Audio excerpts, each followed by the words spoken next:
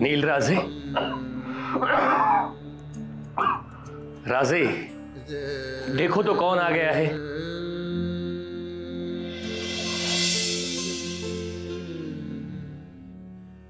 तुम्हारी आरज़ू पूरी हो गई है।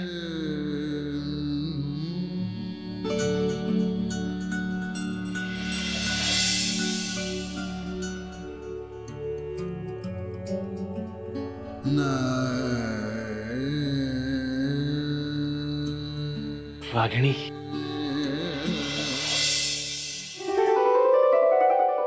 नील,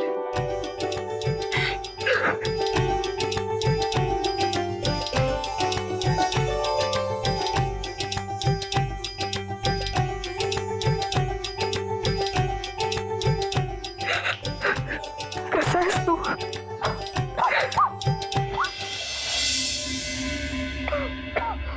ही काय अवस्था करून घेतलीस तू नील? माझा नील असा कधीच नव्हता। शुक्रिया बाबा, बहुत बहुत शुक्रिया। आमची इच्छा तुम्ही पूर्ण केलीत। रागिणी, रागिणी कुठे होतीस तू? खूप वाट बघायला लावलीस।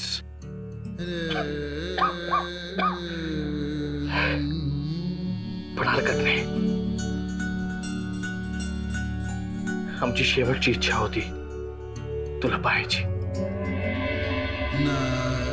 रागिणी, तू आम्हाला सोडून का गेलीस हे नाही विचारणार, पण एवढं मात्र नक्की, आता आम्ही सुखानं मरू शकतो। असं बोलू नकोस, तुला अजून जगायचंय। देखा बेटी, तुम्हारे बिना ये बिल्कुल जिंदा लाश की तरह जी रहा था। आता त्याला सोडून जाऊ नकोस, आखिर तक उसका साथ निभाना। नाही बाबा,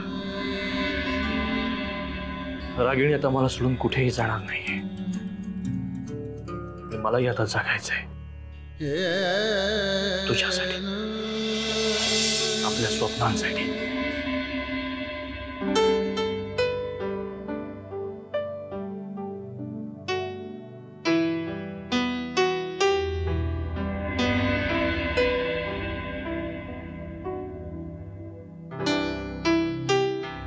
रागिणी,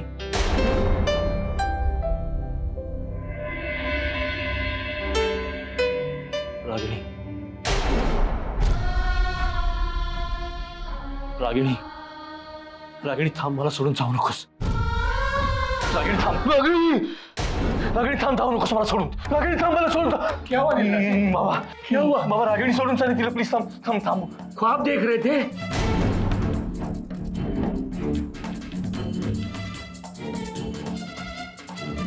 बाबा, रागिणी आता इथे आली होती, माझ्या समोर होती ती, परत सोडून गेली मला। राजे, ती परत कशी येईल? वो तो तुम्हें कब की छोड़ के चली गई है, वापस ना आने के लिए। म्हणजे रागिणी इथे आली नव्हती, ते स्वप्न होतं बाबा। स्वप्नच पाहत होतास तू, खुदा करे आणि तुझं हे स्वप्न सच हो।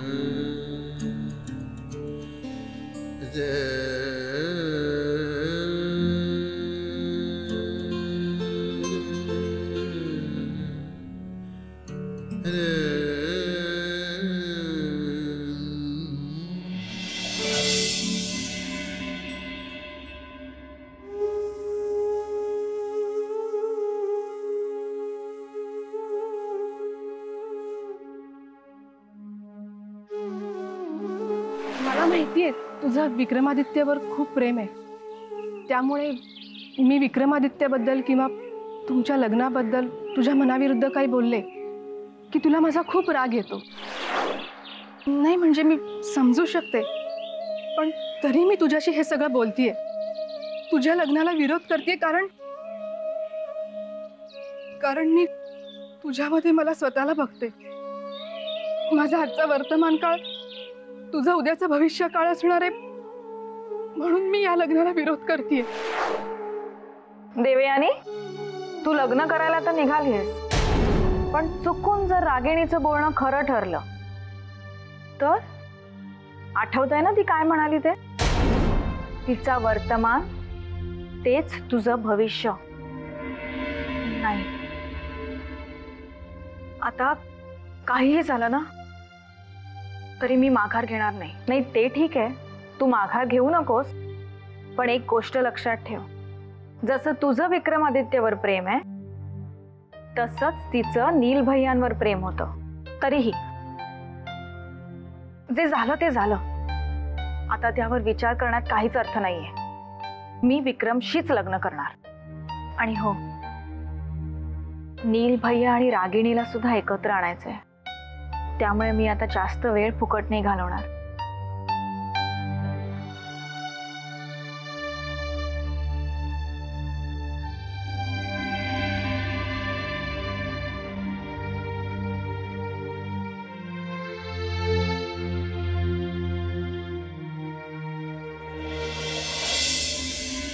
अमोल, तू मला काहीही कारण सांगू नकोस. हे बघ, देवयानीच्या लग्नाला तुला यावंच लागेल, सुट्टी असो वा नसो. तू त्याची काळजी करू नकोस, बाबा येतील तुला घ्यायला. हो हो, सुट्टीचा अर्ज घेऊन येईल. मॉम तू काय? एक मिनिट शाहू. हा हा, फक्त तू बॅग भरून तयार राहा. हा, ओके ओके, बाबा आल्यावर फोन करते. Bye bye bye. काय झालं तुला ओरडायला? देवयानीच्या लग्नाबद्दल तुला केवढं कौतुक आहे. तुझ्या बोलण्यातून सतत जाणवत आहे ते. असं का बोलते श्राऊ? मग काय, अमोलच्या इथे येण्याने असं काय फरक पडणार आहे? तो जर नाही आला तर लग्न होणार नाहीये का? तो नाही नाही म्हणतोय तरी नाही, तू ये ये. अगो किती आग्रह करायचा. हेच तुझं सगळं कौतुक दिसतं. श्राऊ, मी आता काय बोलते त्याचा विचार कर जरा. मॉम प्लीज, अमोलच्या इथे येण्याने असा काय फायदा होणार आहे? अगं फायदाच फायदा होणार आहे. राजशिर्केंची स्वतःची बोर्डिंग स्कूल आहेत. अमोलसाठी आपल्याला सहज तिथे ऍडमिशन मिळू शकतं. तुला असं नाही वाटत अमोलने परदेशात जाऊन शिक्षण घ्यावं? त्यासाठी सुद्धा आपल्याला राजशिर्केच मदत करते. फक्त एक काम कर, यापुढे सगळ्यांशी गोड बोल. माझ्यापासून सुरुवात कर. चल. शी,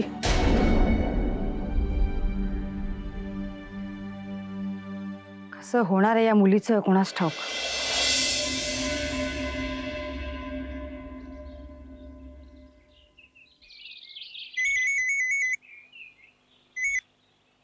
हॅलो. हॅलो, मी देवयानी बोलते. देवयानी, तू? खरं सांगू, तुझा आवाज ऐकून मला खूप आनंद होतोय. बरं सांग, का फोन केला होता? वहिनी कशा आहात तुम्ही? तू काय म्हणालीस? परत बोल. मी म्हंटल वहिनी कशा आहात तुम्ही? तू मला वहिनी म्हणालीस? हो, तुम्ही विक्रमच्या वहिनी आहात, मग आता लग्न झाल्यावर माझ्याही वहिनीच होणार ना? अच्छा, म्हणजे मी तुला एवढं समजावून सांगितलं तरी तू तुझ्या निर्णयावर ठाम आहेस तर? वहिनी, हे सगळं आत्ताच फोनवर बोलायला हवं का? आपण शांतपणे भेटून बोलू शकतो. म्हणजे भेटाल ना मला? हो नक्की. कुठे भेटायचंय सांग. मी तुमच्या घरी येऊ? चालेल, मी वाट पाहते तुझी. ओके, येते मी. बाय.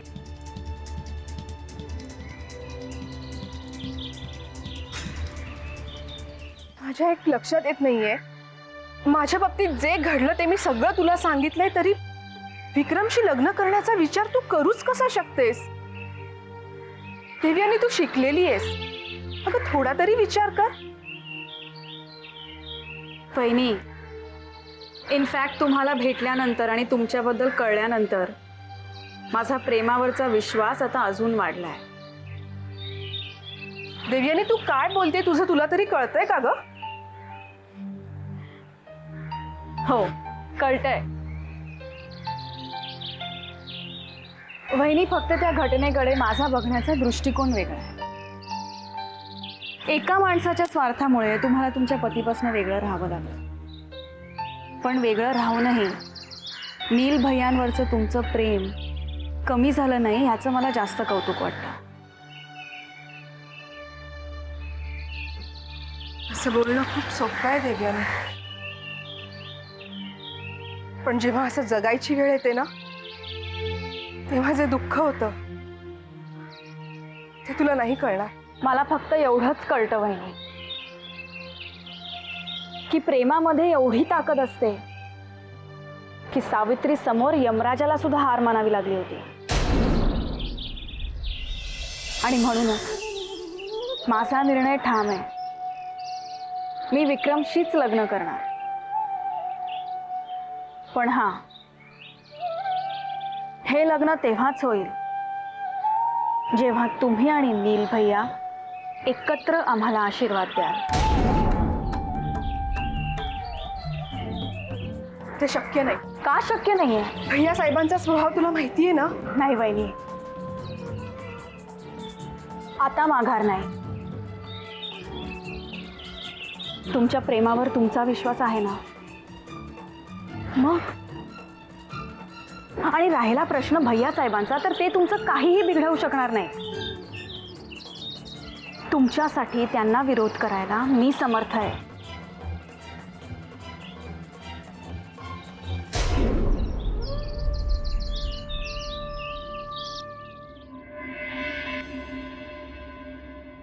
आम्हाला ताबडतोब रिझल्ट हवेत. आधी प्रेताची विल्हेवाट लावा आणि नंतर फोन करा. हो, किती वेळा तोच प्रश्न विचारताय? मणी ठाकूरलाच मारायचंय.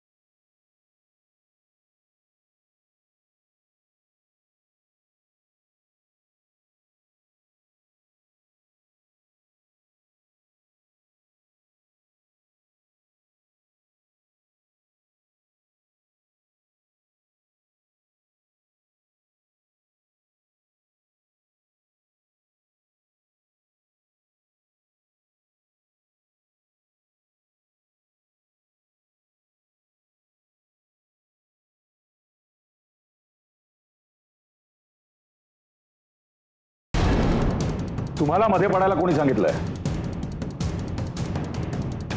एखाद्या चुकीची एवढी मोठी शिक्षा देणार तुम्ही त्यांना? एखाद्याच्या आयुष्याशी खेळण्याचा तुम्हाला काय अधिकार आहे? असं निर्दयीपणे वागू नका. ऐका आमचं. आम्ही सांगतो ते तुम्ही ऐका. इकडे जे काय ऐकलं ते बाहेर बोलू नका, नाहीतर मणीच्या पत्नीप्रमाणे तुम्हाला आपलं सौभाग्य गमवावं लागेल.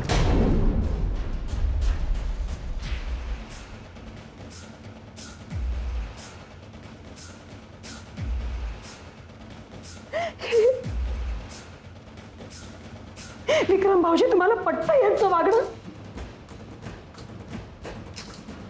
खरं सांगायचं वहिनी तर भैया साहेबांचा निर्णय आम्हालाही फारसा पटला नाही. पण तुम्हाला त्यांचा स्वभाव खूप चांगला माहिती आहे. एकदा त्यांनी एखादा निर्णय घेतला की मग तो अंतिम असतो. आणि मणीने जर खरंच काही चूक केली असेल तर त्याची सजा त्यांना मिळायला पाहिजे.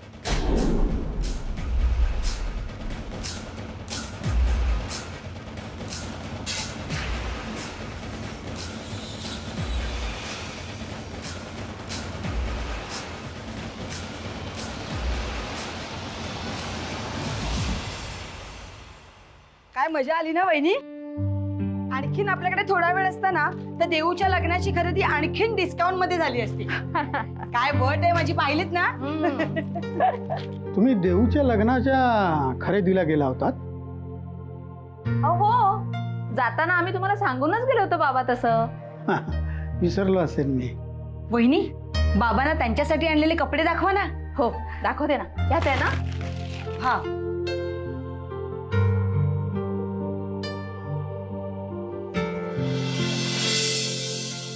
अरे बाप रे, काय छान आहे.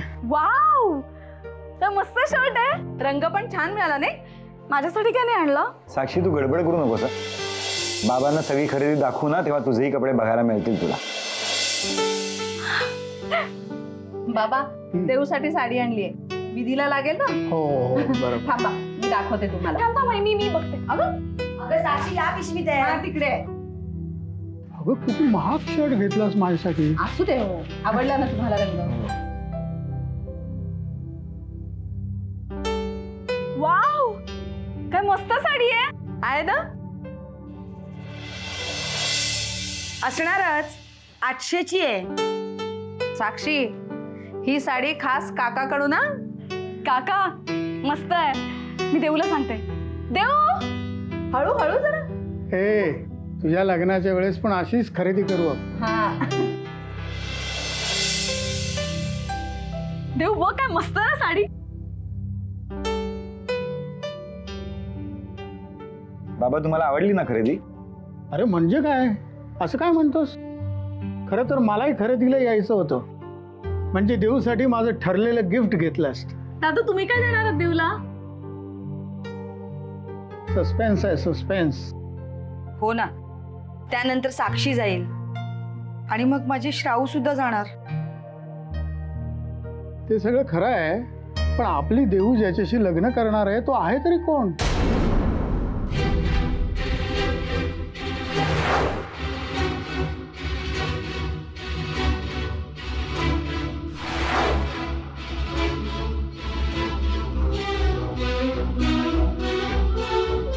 अरे असं काय बघताय?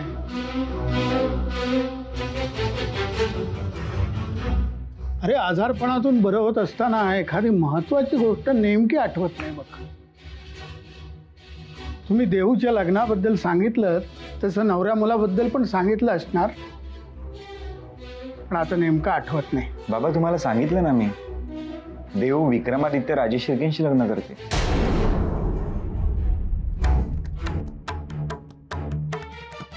मकरन, ते विक्रमादित्य हे नाव मला कुठेतरी ओळखीचं वाटतंय. बाबा, अहो ओळखीचं वाटणारच. अहो त्यांचं आणि तुमचं भांडण झालं होतं. म्हणजे आता तसं काही नाही म्हणा. अभिलाषा, आता हा विषय काढायची काही गरज नाहीये. गरज आहे.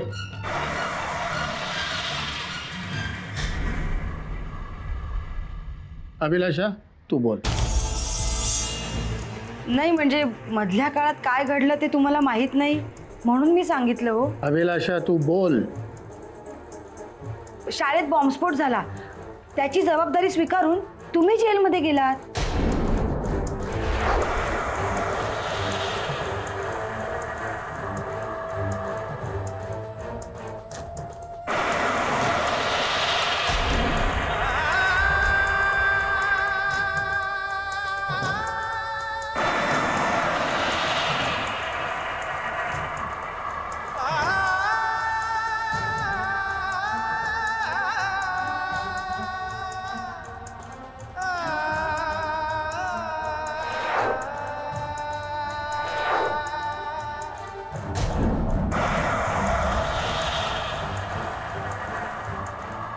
जेलमध्ये तर मी आतंकवादी त्यांच्या कैदेत होतो आणि तो चिन्या. काकू प्लीज. साक्षी तू गप ग. हा, तर तुम्ही गायब होण्यामागे राजे शिर्केंचाच हात आहे असं आपल्या देवयानीला वाटलं, म्हणून ती विक्रमादित्यला भेटायला शाळेच्या टेरेसवर गेली. अहो तिकडे मोठा अपघात घडला आणि बिचारा विक्रम कोमात गेला. हो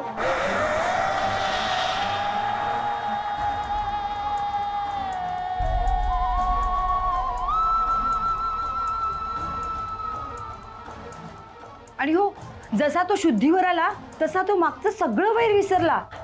अहो घरी येऊन त्याने सगळ्यांची माफी मागितली, देवयानीला प्रपोज केलं.